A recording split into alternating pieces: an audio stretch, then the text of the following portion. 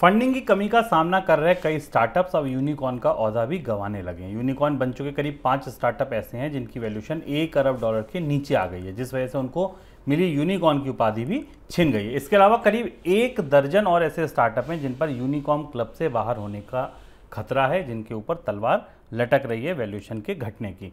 Sir, हमने इकोनॉमिका में discuss किया था, मनी सेंट्रल में डिस्कस किया था, स्टार्टअप पर खतरे की घंटी है, ये उसी के परिणाम है। हाँ, जो मासायोशी सन का किस्सा हमने इकोनॉमिका में भी बताया था और पिछले हफ्ते हमने अपने मनी सेंट्रल में भी उसे प्रमुख खबर के रूप में चर्चा की थी, जब हमने बताया था कि सॉफ्ट बैंक को अपने निवेशों में काफ़ी नुकसान हुआ। उसके बाद अलीबाबा और टाइगर ग्लोबल, 3 जो बड़े प्लेयर हैं जो दुनिया में स्टार्टअप्स को पूंजी देते हैं, वो तीनों नुकसान में हैं।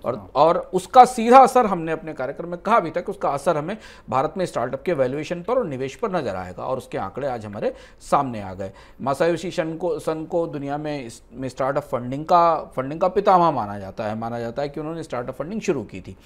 आंकड़े जो हमारे सामने हैं वो शेयर बाजार के लिए, खासतौर से उन कंपनियों के लिए जो शेयर बाजार में लिस्टेड हैं, उनके लिए थोड़ा सेंटीमेंट खराब करने वाले, और ओवरऑल भारत के स्टार्टअप स्पेस में समस्या हमें दिखाई देने लगी। मासायोशी सन ने एक शब्द का इस्तेमाल किया था कि यूनिकॉर्न के लिए विंटर आ गई है, यूनिकॉर्न की वैल्यूएशन विंटर आ गई, और वो वैल्यूएशन विंटर हमें सामने दिखाई दे रही। दुनिया के सारे विशेषज्ञ जो स्टार्टअप्स को करीब से देख रहे हैं वो कहते रहे हैं कि अब सस्ती पूंजी मिलना मुश्किल है, यूनिकॉर्न्स को अपने वैल्यूएशन से कंप्रोमाइज करना पड़ेगा, और हमें वो वैल्यूएशन का ही पूरा प्ले है, स्टार्टअप्स का पूरा प्ले है। हमें दिखाई दिया Paytm mall, Snapdeal, hike, ShopClues और क्विकर अब यूनिकॉर्न नहीं रहे, यानी इनके वैल्यूएशन $1 बिलियन से नीचे आ गए, और ये भारत के स्टार्टअप स्पेस के लिए अच्छी खबर नहीं है। इसके अलावा करीब 12 यूनिकॉर्न्स इस लिस्ट में शुभम ऐसे हैं जिनके वैल्यूएशन में कोई बढ़ोतरी नहीं हुई है, वो स्थिर है वैल्यूएशन उनका। इसमें Vedantu, No Broker, Black Buck, Slice हैं, या प्रमुख यूनिकॉर्न है जिनके वैल्यूएशन में आने वाले समय में हमें लगता है कमी आ सकती है।